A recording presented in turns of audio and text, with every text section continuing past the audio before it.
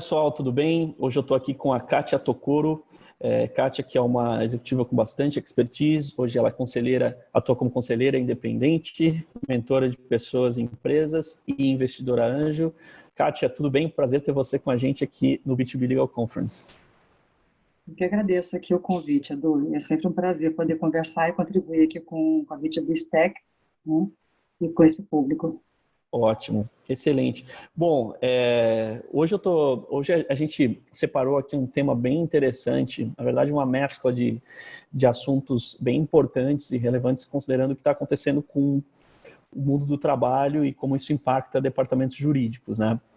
Então, considerando a expertise que a Kátia tem em governança, questões como governança corporativa, mediação e resolução de conflitos, a gente vai conversar bastante hoje aqui sobre o que acontece com o cenário de trabalho em geral e o cenário jurídico de empresas com essas mudanças, né? Vamos falar em gestão de crise, por exemplo, o que a gente pode esperar aí de algumas mudanças e a visão da Kátia com relação a isso.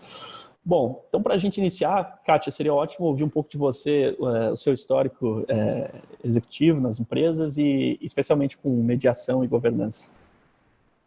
Bom, eu sou engenheira de formação, iniciei minha carreira numa companhia de soluções de TI, né, e depois trabalhei durante 25 anos como executiva e fui executiva também de uma operadora de telecomunicações. E nessas empresas sempre trabalhei com marketing e vendas B2B, né? E depois de 25 anos como executiva, passando aqui por várias áreas, desde pré-venda, venda, pós-venda, marketing, planejamento, né? E saindo aqui tendo como última posição VP de B2B da unidade de negócio uma operadora, eu resolvi fazer uma transformação, né? Uma mudança de carreira.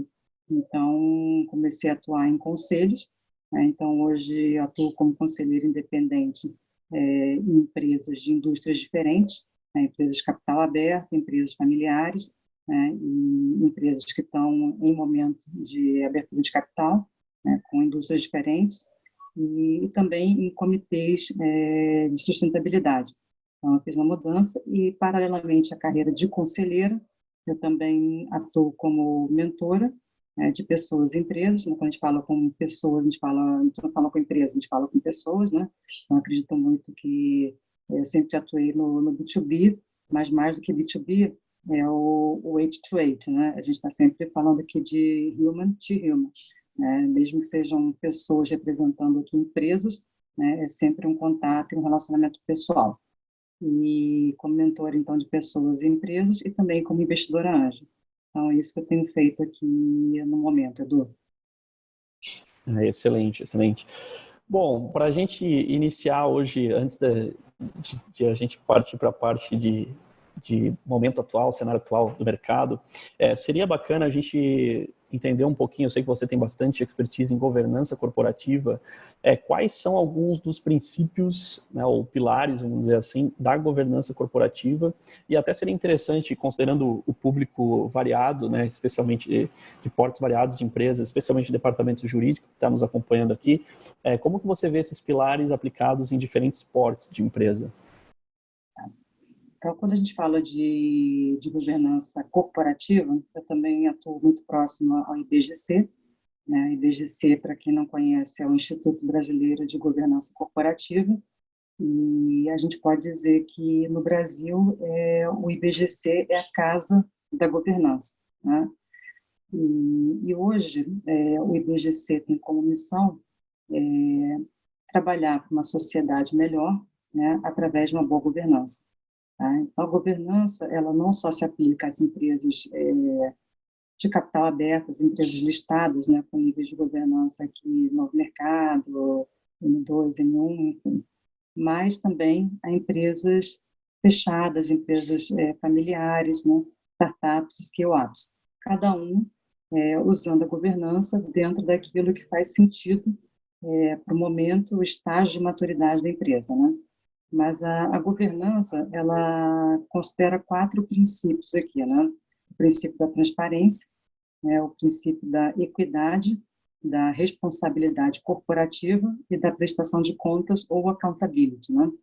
E esses princípios eles são aplicados de forma, enfim, valem para todo tipo de empresa. Eu acho que nesse momento de crise a gente tem falado cada vez mais de ética, né, responsabilidade social, né, e a gente começa a ver uma movimentação muito mais solidária, não só acho que das pessoas físicas, né, mas muitos movimentos aqui de empresa, né, fazendo movimentações que a gente nunca viu anteriormente aqui no Brasil, né? Então a gente vê que a doação de empresas, empresários, né, enfim, a hospitais, para ajudar, né, nesse momento que a gente está, todos nós estamos passando, ela superou os 2 bilhões de reais. Então a gente não tinha esse volume de doação quando a gente olha aqui no nosso histórico, né? Então acho que a crise, nesse momento, assim, as pessoas entraram, a gente tem uma situação pré-confinamento social e, sem dúvida, quando começar aqui, a gente começar a voltar ao normal, ou ao novo normal, né, muitas coisas serão diferentes. Então, acho que parte da discussão que acontece nas empresas em termos de governança, não só hoje nos comitês de crise, né, que a gente está vivendo uma crise, mas muita discussão também de continuidade, né? Depois que a gente passar por esse momento agudo, né, o que acontece com as pessoas, né, o que acontece com as empresas, o que acontece com o mercado, né? Lembrando que as empresas são formadas por pessoas, e a gente sabe que muita coisa vai ser diferente, né, passada essa crise aguda, né? Então, muitos hábitos, muitas mudanças culturais, muitos hábitos recém-adquiridos, né? E provavelmente vocês devem ter recebido alguns memes também, né? E um deles que circulou sobre vários formatos, né? É o que acelerou a transformação digital na sua empresa, né? Foi a área de TI, mas foi o coronavírus, né? Então, o coronavírus ele ajudou a acelerar projetos, né? Em muitos casos eram projetos que já estavam planejados, mas mais à frente, né? Então eles foram priorizados aqui por conta do momento que a gente está vivendo. Algumas empresas que não tinham nem priorizado, não estavam nem no planejamento, né? Alguns projetos de transformação e até coisas como trabalho remoto, né? Então, para algumas empresas não era considerado a atuação em home office, né? E tiveram que fazer uma transição muito rapidamente por questões até de sobrevivência, né? Um outro exemplo que a gente estava conversando é o exemplo de telemedicina, né? Então, telemedicina não tinha sido aprovada até então, e para esse momento de crise, né, houve uma aprovação do Conselho Federal de Medicina para que pudesse se usar a telemedicina como recurso para atendimento aqui à população. Então, a gente vê muitas mudanças que se aceleraram durante esse período e que muitas devem continuar para frente, né? Então, a gente vê o próprio STF fazendo aqui de forma também inédita uma sessão remota, assembleias gerais ordinárias podendo ser feitas também de forma remota, né? Então, muita coisa sendo discutida e motivada aqui pela crise, né? E também houve palestras recentes, né, com levantamentos aqui de dados, né, baseados em dados, que mostram que transformações elas aconteceram mais rápido na história, motivadas por crises, né, motivadas por guerras, motivadas por pandemias, né? Então, é um momento que a gente está vivendo, um momento de muita transformação. Excelente, realmente é um assunto que está surgindo bastante, basicamente em todas as conversas que a gente está tendo. Então, considerando também esse cenário de inovação caminhando mais rápido, né, e em geral já o cenário de inovação caminhando mais rápido que a legislação brasileira, entrando no assunto mediação e resolução de conflitos, como que você vê essa importância hoje em dia no cenário atual? Olha, Edu, eu acho isso aqui primeiro, um tema apaixonante e um tema extremamente relevante. Quando a gente olha aqui dados do judiciário, né, hoje, para cada adulto no Brasil, a gente tem 2 processos em andamento, né, em aberto. Então, claramente, nessa tendência, né, então, para vocês que atuam, né, nas áreas jurídicas das empresas, enfim, o que são empreendedores aqui de Lawtex, Legaltex, né? A gente sabe que quando a gente entra com um processo na justiça, o prazo de resolução ele é longo, né? Os custos são elevados, né? E você tem muita imprevisibilidade do que pode sair, né, enfim, dessa frente. E eu fiz recentemente aqui eu acredito particularmente muito no diálogo, então eu fiz uma formação em mediação de conflitos, né, e facilitação de diálogos recentemente, porque eu acredito que o caminho para a gente ter soluções mais rápidas, né, mais saudáveis e mais sustentáveis para as empresas no curto, médio e longo prazo, né, é através desse diálogo e dessa construção, ou melhor, dessa co-construção de soluções. Então, a gente tem visto aqui, acelerado aqui pela crise, né, muitas transformações e inovações acontecendo, muitas delas não têm ainda legislação específica, né, que respaldem, né? Muitas situações de conflito já estão surgindo e vão continuar a aparecer. Então, um dos mecanismos que muito eficaz, muito efetivo e que é favorável a soluções co-construídas, né? Então, soluções co-construídas, elas tendem a ser soluções mais duradouras, né? Onde as partes envolvidas tendem enfim, elas têm o domínio da solução final, né? E tende a ser uma solução mais perene, mais sustentável no médio e longo prazo. Então, eu realmente acredito que é um caminho bacana para as empresas, né?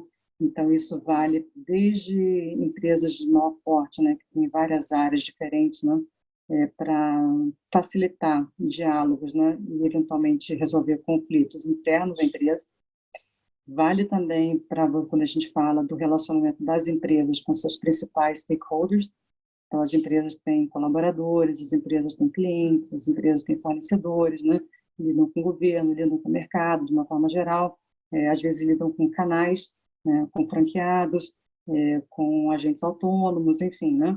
Então, são muitos atores envolvidos aqui no ecossistema de uma empresa.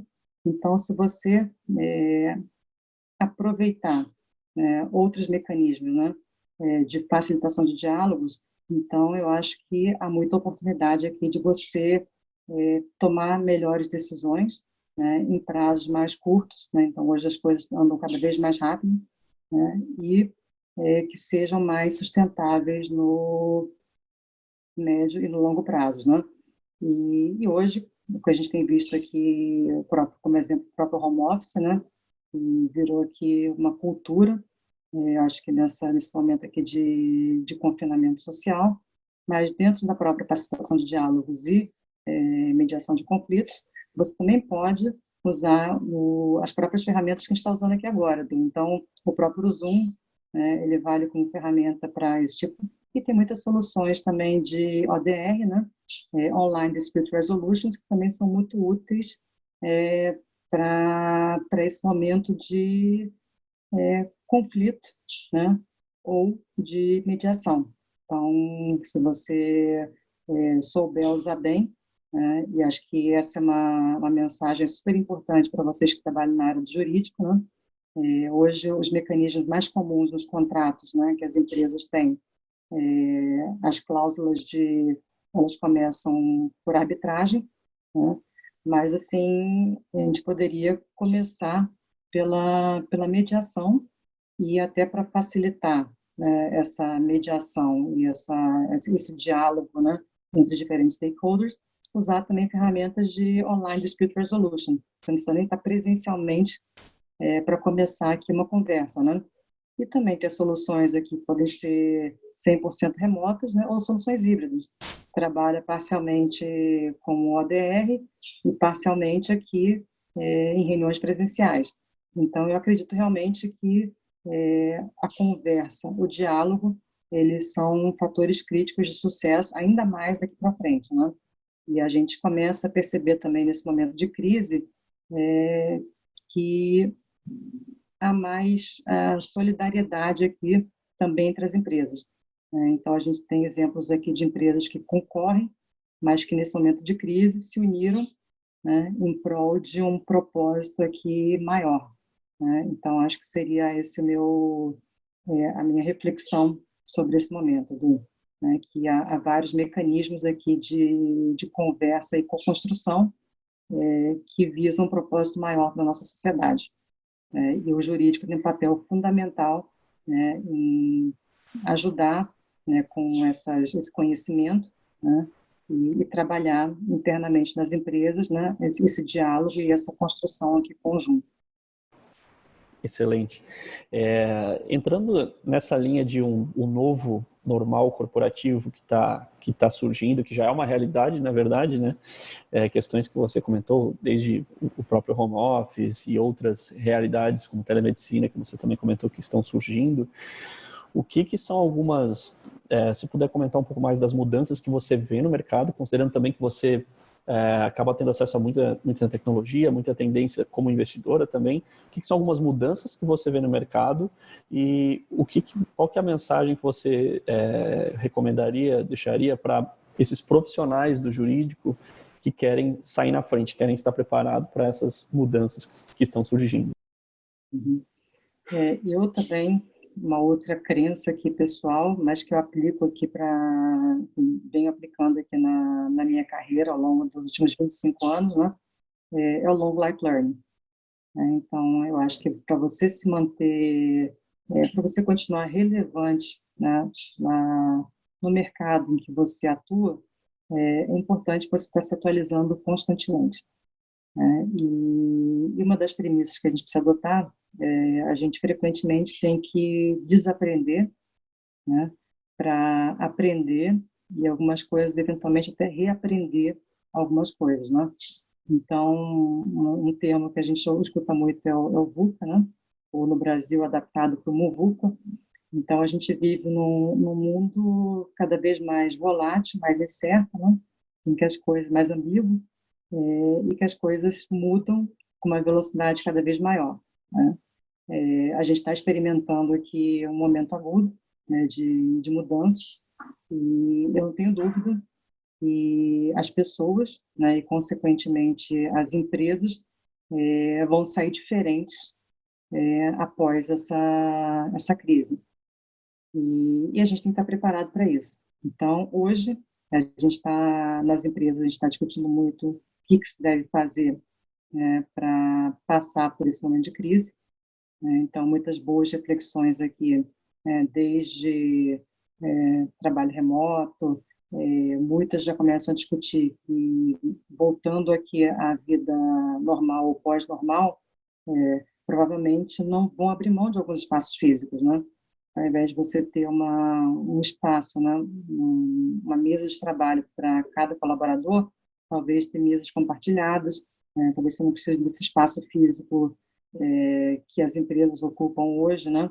Então, a gente vê uma tendência maior a compartilhamento, soluções compartilhadas. Acho que muitas empresas que até concorrem, né?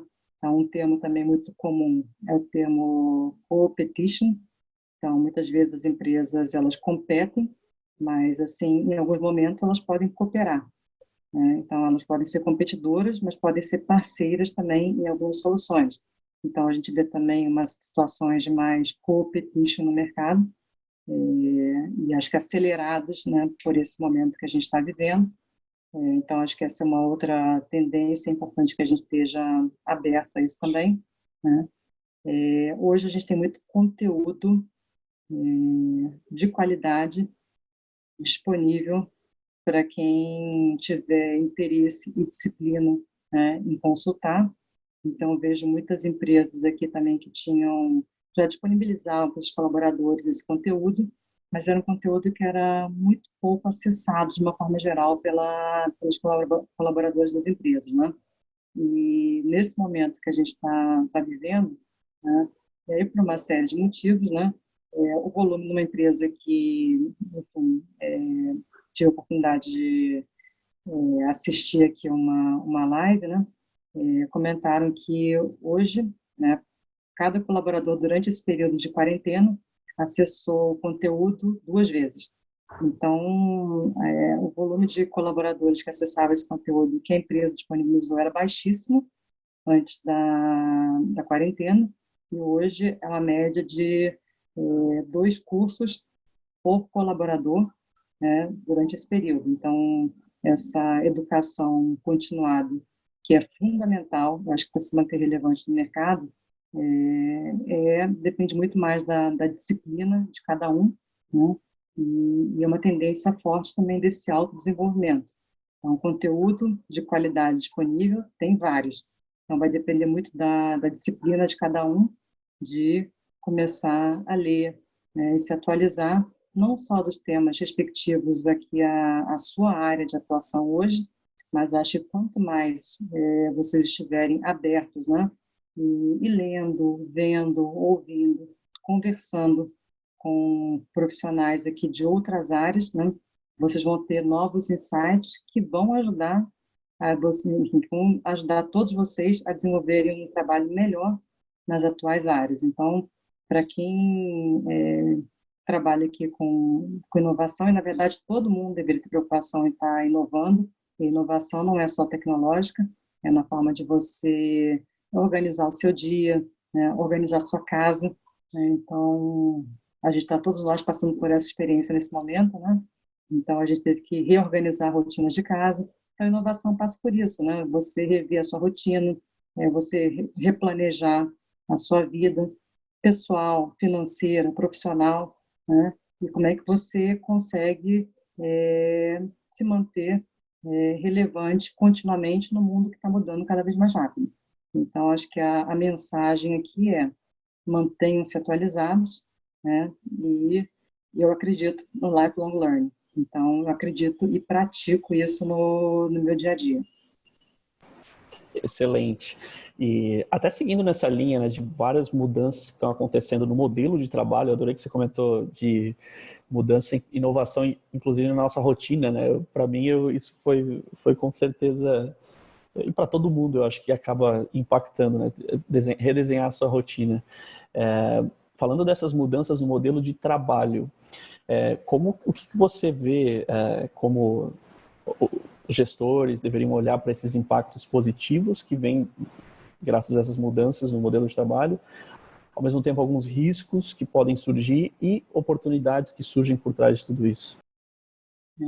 Eu tenho uma visão sempre otimista então, olha, assim, olhando, acho que a parte positiva, né, eu acho que a gente tem sido mais colaborativo, eu acho que no trabalho, nas corporações,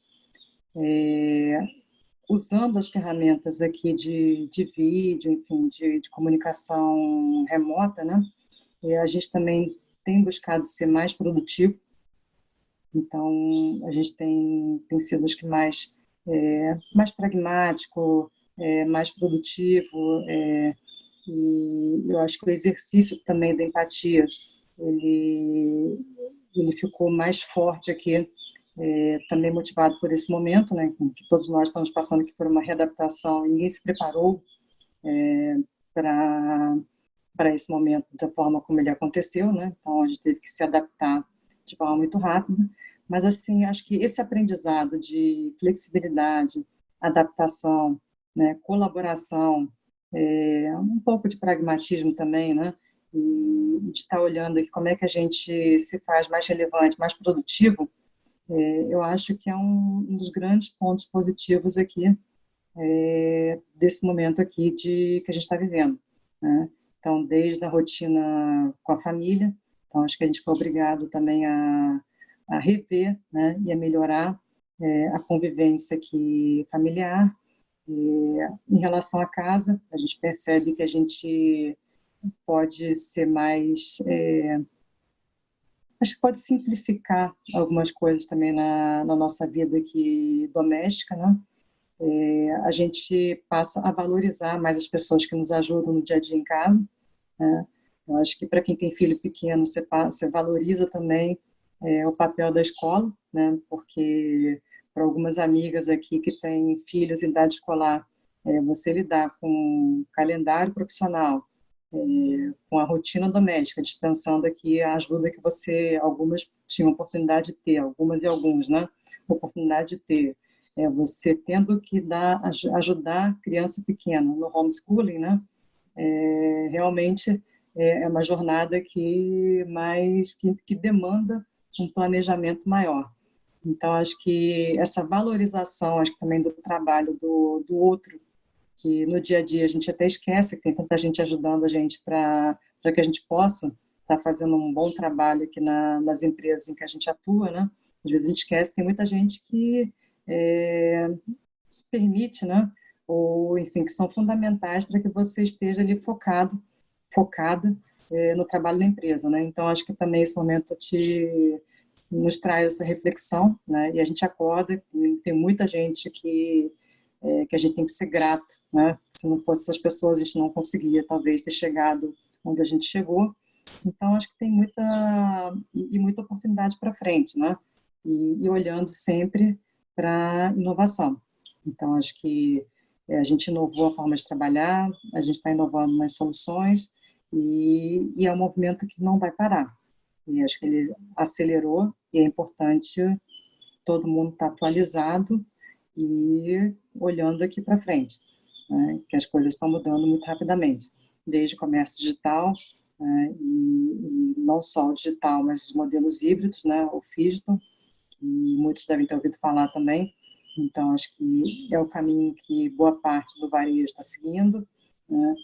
São as soluções de telemedicina, enfim, muita coisa nova acontecendo nesse mercado, né? A integração de startups com grandes empresas. Então, nesse momento aqui, que muita coisa teve que ser virada, as empresas tiveram que se adaptar muito rapidamente, né? Contaram com a ajuda de startups, scale-ups e vice-versa. Tem muitas startups, scale-ups também não estavam preparadas para essa mudança, algumas uma mudança muito abrupta no volume do movimento, e elas contaram com a ajuda de grandes empresas também, senão talvez elas também não teriam sobrevivido aqui a esse momento. Então, acho que é um ecossistema que pode se ajudar, né? E onde acho que a soma de 1 mais 1 ela resulta num número superior a 2. Né? Então, acho que acho que essa tem que ser a nossa postura, né? E a nossa forma de enxergar aqui as coisas, né? E também, por outro lado, é olhar também os riscos, né? Então, acho que essa pandemia, ela aparecia na análise de risco de algumas empresas, mas como um risco baixo, né? Então, a gente percebeu que é um risco real. Então, acho que também tudo que a gente faz daqui para frente, a gente tem uma responsabilidade social, ambiental, né? E ética cada vez maior na forma como a gente toma as nossas decisões, né? Que essas decisões têm impacto para o que a gente está vivendo. Então, a gente percebe que países, né, sociedades que estavam mais avançadas em termos de igualdade social, né, mais evoluídas nesse aspecto, elas têm sofrido menos, né, com esse impacto atual. Né? Então, é lembrar que são todos vasos comunicantes. Então, acho que para todas as decisões que a gente toma na nossa vida pessoal e profissional, a gente está sempre atento, né, às possíveis consequências, né, aos impactos negativos e principalmente os impactos positivos que a gente pode gerar. Excelente, Kátia. Muito obrigado pelo seu tempo e pelas grandes ideias aqui que você trouxe. Adorei a conversa, tenho certeza que vai agregar bastante para quem está assistindo. E queria como sempre, eu gosto de pedir para os convidados aqui deixar uma mensagem final. E se quiser compartilhar algum canal onde você compartilha conteúdo, fique à vontade também. Eu escutei recentemente algumas frases, né, e algumas me marcaram aqui. Então, de uma amiga chamada Andrea Bisker, mas uma frase que ela costuma falar nas apresentações dela é que as certezas envelhecem. Né? Então, eu tenho certeza que as certezas envelhecem, até por isso que a gente tem que se manter atualizados o tempo inteiro. E a outra que eu também adaptei, né, é que muitas empresas elas perdem relevância por fazerem a coisa certa durante tempo demais, né? Então, a inovação ela é importante para a sustentabilidade, né, e para a perenidade das empresas. E e lembrando que as empresas são feitas de pessoas, então, para que as empresas sejam sustentáveis, longevas, saudáveis, né, as pessoas dessas empresas, nós colaboradores, né, nós empresários, nós empreendedores, a gente tem que fazer a nossa parte.